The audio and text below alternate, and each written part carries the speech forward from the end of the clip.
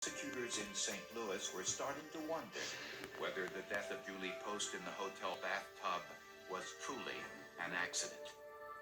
The autopsy did not find any evidence of foul play, so prosecutors decided to exhume Julie Post's remains for a second autopsy.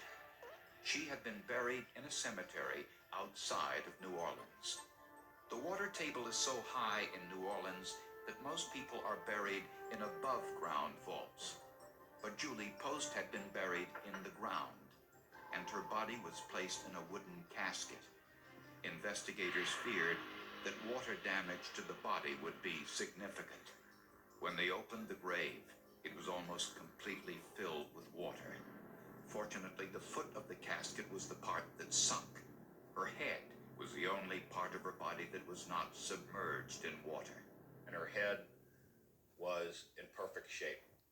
The casket had collapsed and pushed down and had flattened her nose from the pressure, but that was the only disfiguration from the collapsing of the casket. Most of the casket collapse had been at the foot end. The pathologist who performed the second autopsy found numerous bruises that were not noted during the first autopsy. That's not unusual because